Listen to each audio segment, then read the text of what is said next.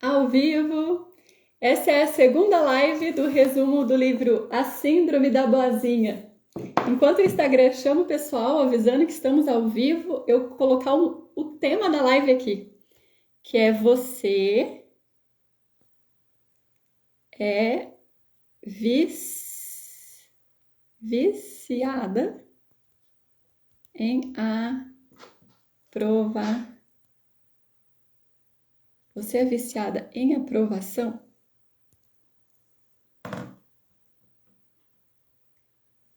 Consegui. Tá fixado o tema da live. Já estamos mandando o link nos grupos oficial, que aí o pessoal só clica e já cai aqui na live. É um arranjo que ficou muito fácil. Boa noite, Márcia. Márcia Ask, duas Márcias chegou junto aí, né? Cunhada, boa noite, tudo bem? Sejam bem-vindas. Cida, esses dias que eu descobri que você é a mãe da Carla e da Casey, duas queridas para mim. Boa noite, Ade. Sejam bem-vindos, muito obrigada, viu? Vamos entender um pouco mais sobre esse assunto tão interessante.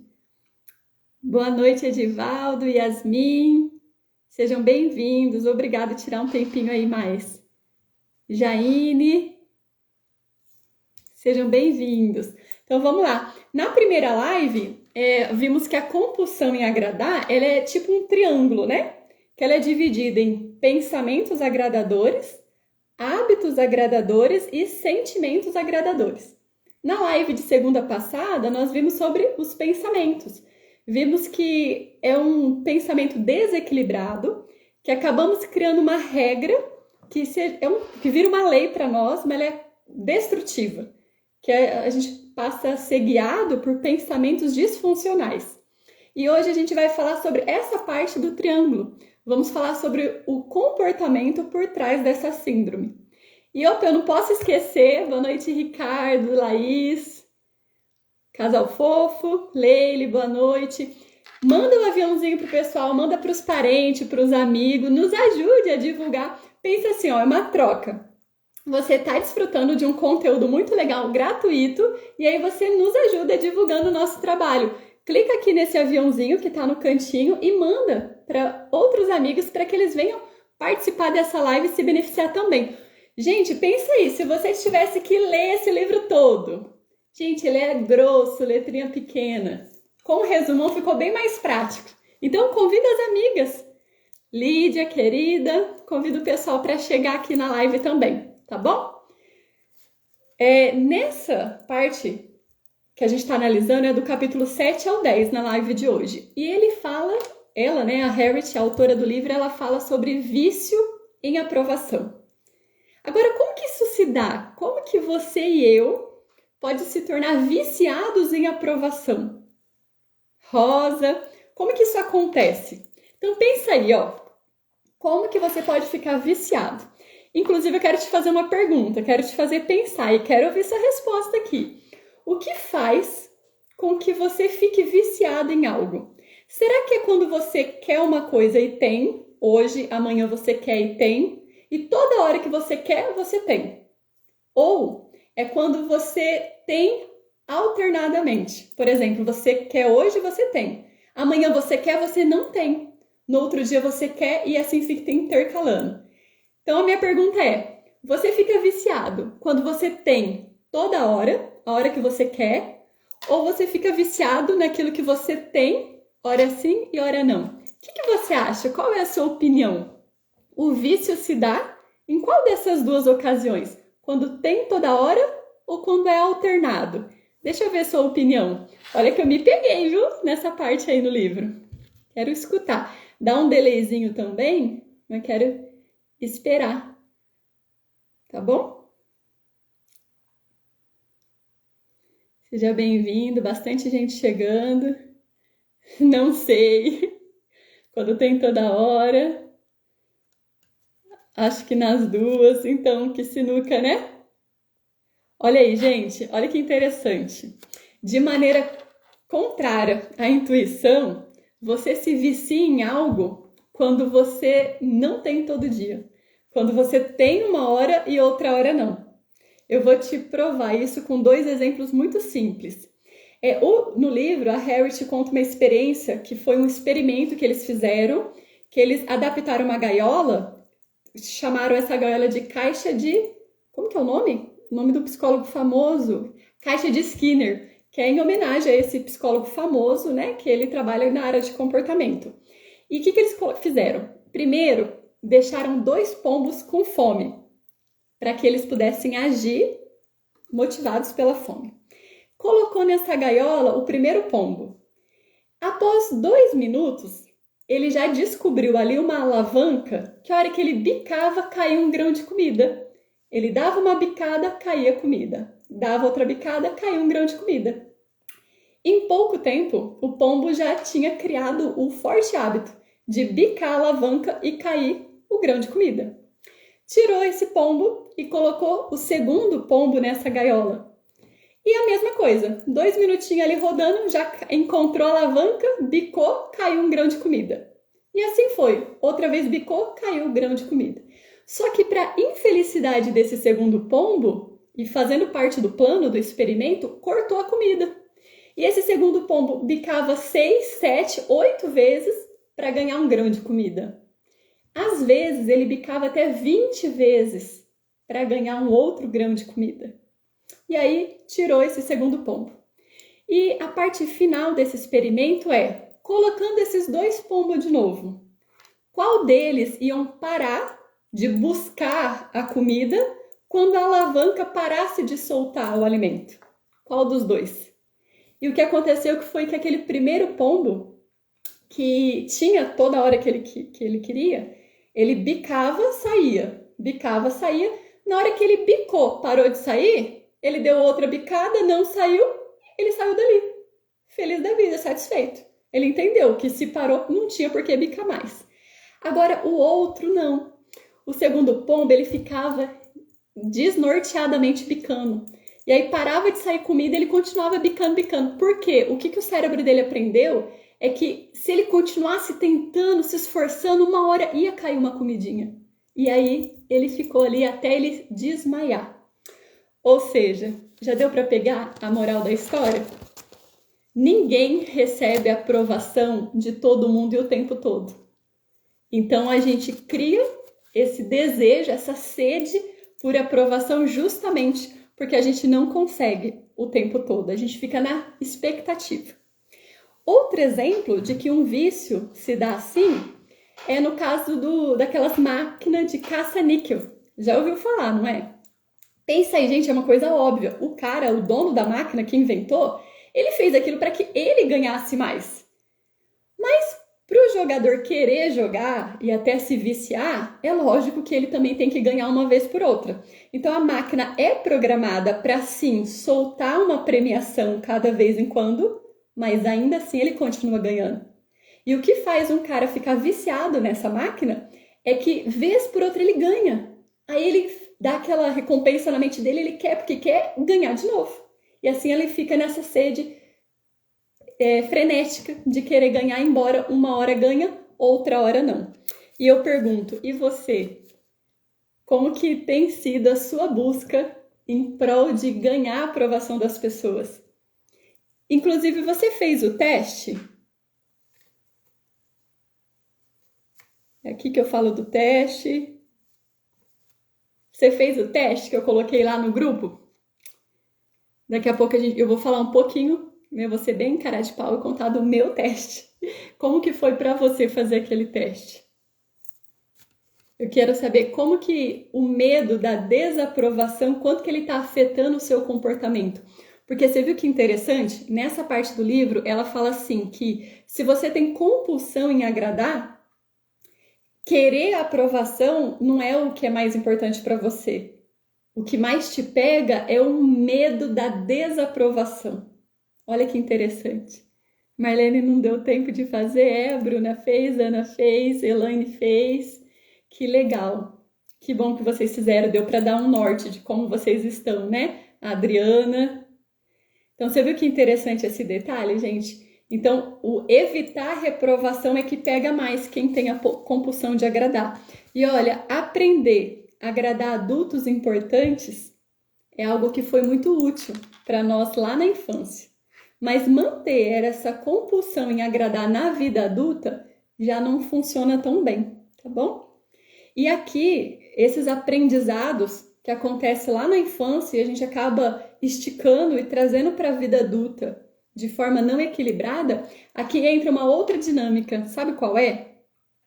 É aquela criança, aqueles filhos que tinham pais muito ocupados e não dava então tanta atenção para a criança. Aí um belo dia aquela criança adoeceu, uma dor de garganta, uma febre, uma virose, não sei o que foi, mas essa criança adoeceu. E os pais pararam tudo para poder dar atenção para essa criança. E nessa ocasião, essa criança aprendeu uma coisa, que quando ela adoece, que quando ela fica doentinha, os pais dão atenção para ela. À medida que ela vai melhorando, os pais voltam para sua rotina normal. E assim acaba deixando a criança de lado um pouco. Passa alguns meses, a criança adoece de novo. E aí, de novo, os pais voltam e atenção total para a criança. Vez por outra, isso acontecendo gerou um aprendizado na mente daquela criança. E inconscientemente, alguns chegam na vida adulta praticando esse aprendizado, que é: quando eu sofro, eu sou cuidada. Quando eu sofro, eu tenho atenção. Quando eu estava preparando essa live, a hora que eu falei isso, eu me lembrei de uma experiência que o Osni contou para nós num curso, que foi uma experiência que ele teve com uma cliente. Ele tinha uma cliente que já tinha se tornado até amiga e um dia ela ligou para ele e falou assim: olha, eu preciso levar minha mãe aí, ela tá muito mal e a gente não sabe mais o que faz com ela. E aí marcou uma consulta para a mãe dela. Quando ela chegou com a mãe chegou toda escorada na filha. A senhora não conseguia nem andar direito.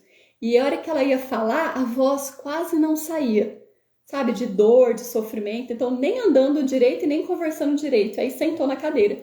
Nisso, a filha saiu para fazer uma outra atividade e deixou a mãe na consulta. Papo vai, o Osni apertando os pés dela e os pontos ali importantes não mostrava nenhum desequilíbrio no organismo. E ele perguntou para a senhora: a senhora tem feito um check-up? Como estão os seus exames? E os exames dela confirmou que também estava tudo bem nos exames dela. E aí o Osni falou: olha, fica de pé, deixa eu só ver uma coisa aqui na tua perna. Aí pediu para a senhora levantar, ela fez alguns movimentos em pé e foi conversando, perguntou da rotina das filhas, perguntou da vida dela, tal, papo vai, papo vem. Nisso a filha chega.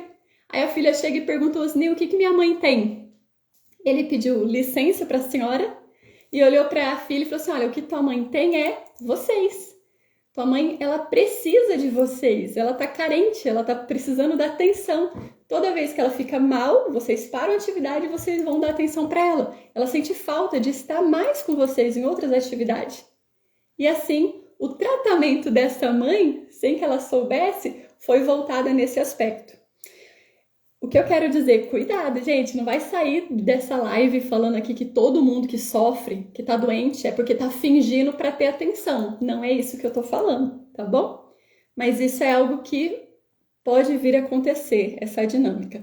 Inclusive, aqui nesse assunto, vocês podem aprender algo tão importante que pode girar uma chavinha na mente de vocês para vocês parar de seguir um comportamento que a maioria das pessoas tem, que é completamente prejudicial e é um comportamento muito comum na nossa sociedade. Sabe qual é? É de você elogiar, paparicar, dar carinho e amor só para quem está doente, só para quem está sofrendo, só para quem está deprimido. Gente, isso é uma dinâmica. Acontece, muitas pessoas dão muita atenção. Isso pode ter resultados não tanto vantajosos. Eu vou citar 2 exemplos aqui para você entender o que eu estou querendo dizer com isso. Eu tenho uma cliente que também é amiga. Essa já era amiga, depois virou cliente, né? E o irmão dela tem bastante problemas emocionais. Não só emocionais, mas como problemas mentais também. Há muitos anos ele toma medicação, ele faz tratamento por conta desses problemas. E um dia a gente conversando assim, ela falou assim: então, quando ele tem crise, eu faço um cafuné na cabeça dele. Opa! Ela falou: toda vez que ele tem crise, eu faço um cafuné na cabeça dele. E eu perguntei pra ela, é assim que acontece? Então, quando ele tem crise, aí você faz um cafuné assim. Gente, imagina aí. 1 ano, 2 anos, 3, 5, 10 anos. A pessoa tendo uma crise, ficando mal emocionalmente e logo em seguida ganhando um cafuné. Quem é que não gosta de um cafunézinho na cabeça? Todos nós, não é? Então, o que aquele cérebro aprendeu?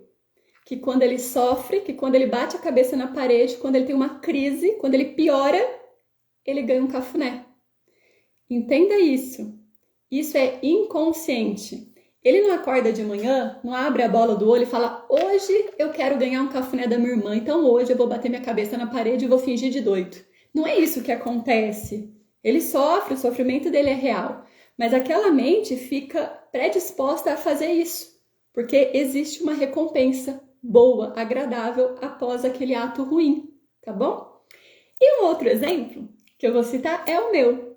Como eu citei para vocês na live anterior, esse teste de hoje eu fui muito mal.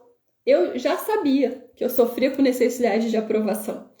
E, inclusive, foi por isso que eu escolhi esse assunto até para me aprofundar mais. E nesse teste, dessa vez, eu fui péssima. No da semana passada eu tinha ido muito bem. E nessa eu fui muito ruim. E eu percebi que eu realmente dei uma pencada para baixo nesse assunto de necessidade de aprovação. E sabe qual que é a minha dinâmica, gente? O pessoal do clube já sabe que isso é algo mais íntimo meu, né? Eu vou compartilhar aqui com vocês. Por muitos anos, eu trabalhei duro, trabalhei assim, suado e grandes horas para poder me manter num trabalho voluntário que eu faço. Então, eu era tida como uma mulher guerreira, de garra. Então, era muito comum eu ser elogiada, eu ser paparicada. E por mais de uma vez, eu precisei de ajuda financeira de outros. Eu fiquei apertada, com graves problemas financeiros e eu recebi ajuda. E quando eu recebi ajuda, eu me senti amada. Porque eu sei que as pessoas fazem isso por amor a mim. Então imagina essa dinâmica, eu trabalhando duro, suada, e eu era muito elogiada, paparicada. Ai, que guerreira, que esforçada. E aí precisava de ajuda, eu recebia carinho, recebia ajuda. Há 2 anos, eu venho estudando, eu investi, e hoje o meu emprego ele é diferente. Eu não transpiro para trabalhar. Então as pessoas não olham para mim e falam: ai, que tadinha, como ela trabalha muito. Até porque o meu trabalho hoje, ele acontece muito fora, as pessoas não sabem. Quando as pessoas me veem trabalhando, eu tô aqui toda linda, plena, maquiada de frente com a câmera. Então, esse paparico que eu tinha, não tenho mais. E essa mente aqui, viciada em aprovação, em carinho, sabe o que acontece? Mais de uma vez, eu quero desistir desse emprego e vender paçoca na rua. Sabe, querer ter um emprego só que eu sou, que eu transpiro, um emprego mais pesado? Eu sei que é feio, gente, eu sei que é ridículo. Mas se eu não tivesse o Pedro, eu já teria desistido há muito tempo. Por quê? Necessidade de aprovação. Ânsia por querer um carinhozinho, ânsia por querer uma aprovação. Você acredita? Então aqui eu tô confessando. E por como eu disse que eu tive uma recaída, porque eu assumo que eu sou uma viciada em aprovação. Eu fiquei limpo, por assim dizer, igual o pessoal fala, eu fiquei limpa por uns meses. Mas recente eu tive uma recaída, estou em tratamento novamente. E eu pergunto, você tem conseguido identificar o seu nível de necessidade de aprovação nessas 2 lives? Deixa eu saber aqui. Abri meu coração aqui pra vocês, viu? Pode falar se a live tá ajudando vocês ou não. Não precisa contar tantos podres assim igual eu contei, né? Mas me deixa saber se você tem conseguido olhar pra si mesmo e identificar alguns detalhes. Bruna, sim. Que bom, Laís. Que bom, viu? Os nossos exemplos, uma acaba ajudando a outra. Obrigada, viu? Ná também, a Rose. É um processo, é verdade, Rose. Tem também. Que bom que vocês têm conseguido, tá? Agora, ainda falando sobre esse assunto, né? A gente vencer essa necessidade de aprovação, a gente vai entrar aqui sobre você vencer o medo da reprovação dos seus pais. Olha, viver de acordo, de querer buscar muito a aprovação de uma outra pessoa, mesmo que seja os seus pais, pode te levar a violar os seus próprios padrões, pode fazer você ficar longe da sua própria identidade. Sabe por quê? Não faz sentido você querer a aprovação dos seus pais a todo custo. Porque vocês nasceram e viveram em épocas diferentes. Vocês são pessoas diferentes e têm gostos diferentes. Então é natural que vocês pensem de maneiras diferentes. E o que acontece é que muitos pais criam uma expectativa nos filhos de acordo com as suas próprias experiências. Então, você querer cumprir essas expectativas pode te causar dano. Pode ser grave, pode ser prejudicial para você, sem seus pais estarem fazendo isso por maldade. Deixa eu te explicar melhor. O exemplo que eu vou dar aqui é dinâmicas que eu presenciei em atendimento com as minhas próprias clientes. Foi mais de uma, mais de duas que passaram por essa mesma situação. Veja só, a cliente sofre por não ter a aprovação da mãe. Agora, por que ela não tem a aprovação da mãe? Porque a mãe, quando era criança, ela passou por sérios problemas financeiros, passou por muita dificuldade econômica. E enquanto ela crescia, essa mãe fez uma promessa para si mesma. Que promessa é? Meus filhos não vão passar por isso. Os meus filhos vão ter uma vida boa. E essa mãe, desde criança, chega na vida adulta com essa meta de vida. Meus filhos vão ter uma vida boa. Por conta das experiências que essa mãe teve na infância, o que é uma vida boa para ela? Uma carreira de sucesso e ganhando muito dinheiro. Já a filha que não passou por aquelas experiências, o que é uma vida boa para a filha? É ter uma vida calma, simples e sossegada. Tá vendo o ponto de vista diferente? Como que essa filha vai ganhar a aprovação dessa mãe, sendo que elas pensam e têm perspectiva diferente do futuro? Então, nesse caso, você precisa aprender a aceitar a realidade de que, à medida que a gente vai crescendo, a gente vai se diferenciando dos nossos pais. E nesse processo, pode ser que a gente decepcione eles. Eu me lembro que eu decepcionei os meus pais quando, por exemplo, eu decidi ser de uma religião diferente da deles. Eu também decepcionei minha mãe e decepcionei minha avó quando eu decidi parar de trabalhar de carteira assinada para empreender, para trabalhar por conta. Mas hoje, tanto a minha mãe quanto a minha avó já me disse mais de uma vez que elas não se preocupam comigo, porque elas sabem que eu estou bem. Hoje, aquela decepção que existiu lá no passado, hoje já não existe mais. E olha, claro que eu não estou falando aqui sobre você se rebelar, tá bom? Eu estou falando aqui com filhos adultos. Inclusive, falando nisso, eu quero compartilhar com vocês a experiência da Samantha. A Harriet, a autora do livro, ela conta algumas experiências de umas clientes dela. É claro que ela deve trocar os nomes, né? E ela conta essa experiência de Samantha. Samantha era filha de um general e a mãe dela era uma típica esposa de general. Olha só o que ela fala no livro. Ela fala assim: eu sei que meu pai ficou terrivelmente decepcionado por eu não ter sido um menino. Portanto, jamais senti como se pudesse fazê-lo feliz. Acho que é por isso que conquistar sua aprovação tenha se tornado tão importante para mim. Se eu tirasse boas notas, se eu estivesse charmosa e bonita em uma das suas festas, eles me chamavam de boa garota e diziam que me amavam. Mas se eu fizesse algo errado, que poderia ser apenas não sorrir apropriadamente quando o general vinha tomar um drink, eles nem mesmo falavam comigo, às vezes por dias. Foi uma verdadeira tortura mental crescer com eles.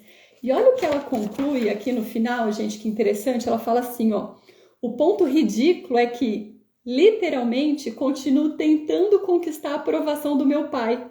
É simplesmente absurdo. Ele está com 83 anos e permanece tão crítico e reprovador quanto era na minha juventude.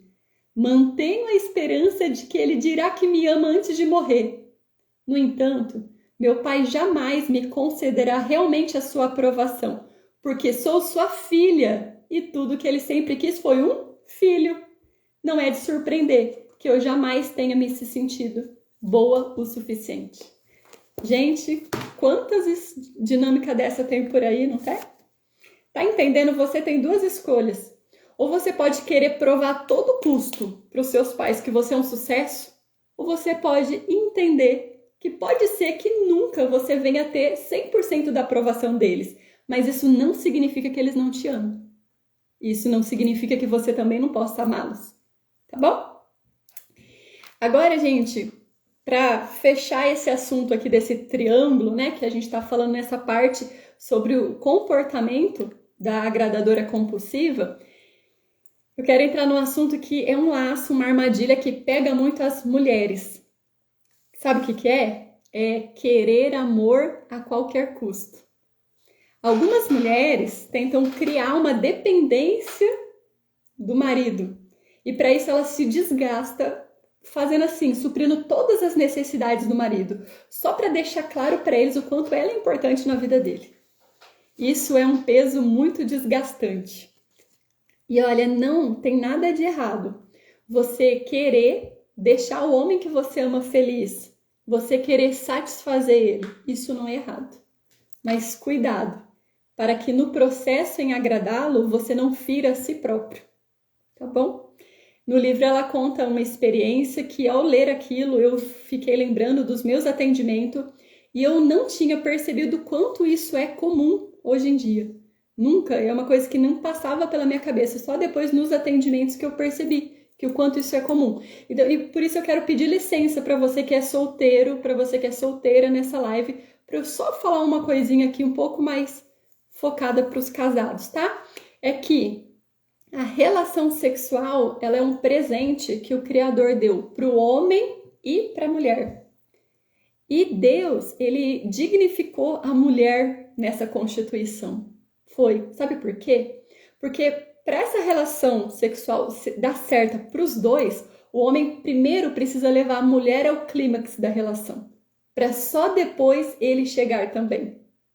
E eu quero falar para você, mulher casada que está nessa live, se você está fingindo que chegou ao clímax só para agradar o seu marido, você sofre de compulsão em agradar e você precisa se tratar, tá bom? Porque senão você vai sofrer emocionalmente, porque é um peso muito grande viver assim, tá bom?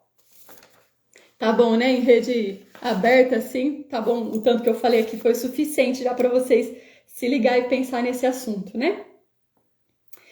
Outra coisa que eu quero frisar aqui para vocês, que foi uma experiência dela que me chamou atenção, é um homem, é uma experiência de um casal que, na verdade, enquanto ele estava namorando, ele levou ela e pagou ela um dia de princesa. E nesse dia, ele que escolheu a cor do esmalte dela, ele escolheu o corte de cabelo dela, a cor do cabelo, ele escolheu tudo. E ela, como uma agradadora compulsiva, deixou. Ele foi escolhendo tudo, ela foi deixando. Eles se casaram e logo no começo do casamento, ele pagou para que ela colocasse prótese, porque ele achou que os seios dela estavam muito pequenos. Pouco tempo depois, ele a levou para uma outra cirurgia para que colocasse uma prótese ainda maior. Sinceramente, você tem noção de que quando aquela mulher olhava no espelho, especialmente depois dele ter abandonado ela, o que ela sentia, o que ela via quando ela olhava no espelho? Então, olha, se um homem te amar de verdade, ele nunca vai querer te transformar numa outra pessoa. Então, cuidado com aquilo que você está disposta a fazer para querer agradar ele, para querer manter um relacionamento, tá bom? Cuidado para não ferir a si mesmo. E um dado preocupante que a Harriet colocou no livro, que as mulheres que têm compulsão em agradar, acabam desenvolvendo problemas no casamento. Olha que interessante. Quer agradar muito, em vez de manter isso belezinha, isso bom, isso acaba tendo um efeito contrário e acaba surgindo problema. E eu vou citar aqui, até para encerrar essa nossa live de hoje, eu quero mostrar 2 pontos que você pode estar contribuindo para você ser maltratada no seu casamento. Sabe qual que é? 2 modos. Primeiro é um exagero em assumir culpa. Sabe aquela frase, entre ter razão e ser feliz, opte por ser feliz? Conhece, não conhece? Eu concordo com essa frase. Eu também acho que ela é válida. A gente tem que praticar ela mesmo.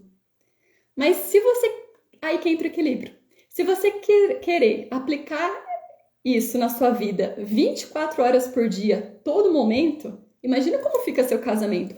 O tempo todo conflito que surge, você é culpada e ele tá certo. Você é culpada e ele tá certo.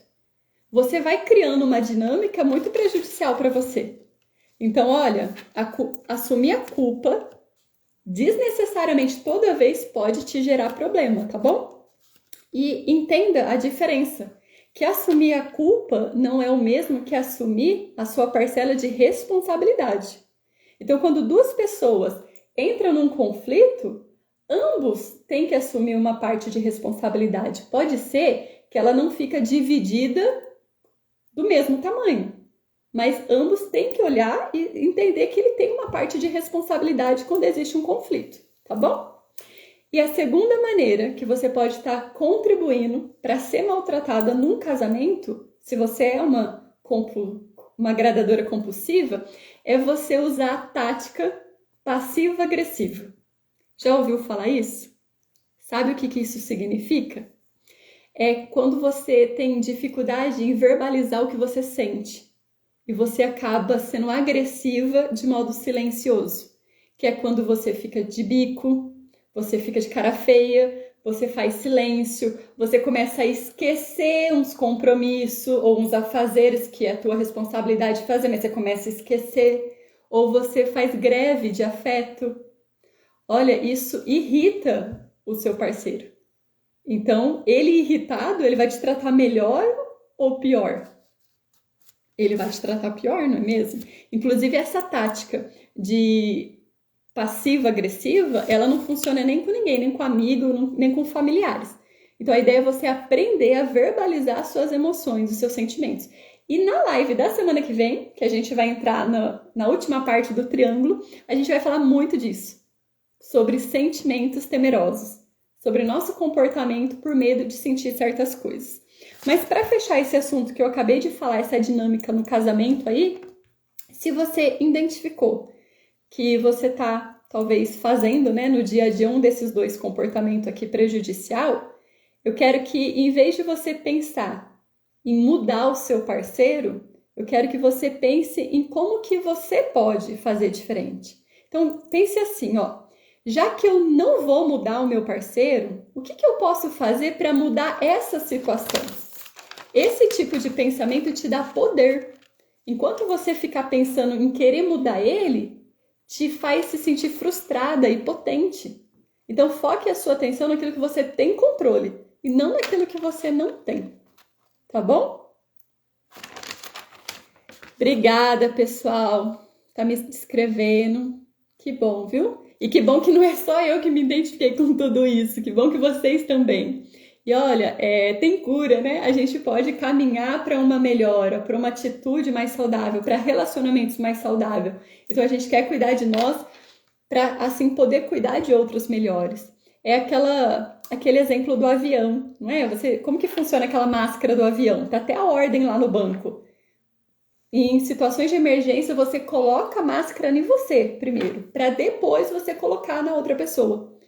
Porque se você não coloca em você e vai querer ajudar outra pessoa, morre os dois. Então, cuide de você. Fique bem emocionalmente. E assim você vai poder cuidar de outros de uma forma mais equilibrada e saudável. Tá bom? Pessoal, quero agradecer vocês de coração. Eu tenho uma coisa que eu queria pedir desde a live passada, que às vezes eu fico com vergonha de pedir isso, mas é importante, que é para divulgar o nosso trabalho, para vocês tirar print da live. Olha que número bonito, gente, 65, deve ter quase 10 horas da noite. Vocês aqui nessa live, um conteúdo muito prático, um conteúdo muito legal, viu? Então tira um print, coloca nos seus stories, marca a gente. Quando você coloca no story, aparece lá uma figurinha. Você clica nessa figurinha, aparece lá marcação. Aí você coloca @Marcos Inteligência Emocional, que aí aparece no seu store e outras pessoas podem ficar curiosas e querer vir assistir essa live. E se você chegou nessa live de hoje, eu te convido para você assistir a live anterior, que a gente colocou, tá lá no nosso feed semana passada, que ela é de grande ajuda. E na semana que vem, a gente se vê novamente para finalizar o livro, né? E finalizar esse triângulo da compulsão em agradar. Muito obrigada mesmo de coração pelo tempo de vocês, viu? Pelo carinho, pelo incentivo, pelo paparico, gente, que eu fico carente do paparico, né? Então, assim, vocês falando o quanto que esse conhecimento ajuda vocês, me ajuda a não desistir desse emprego, embora eu não tenha as outras coisas. Ah, sorriso pro print, então vamos!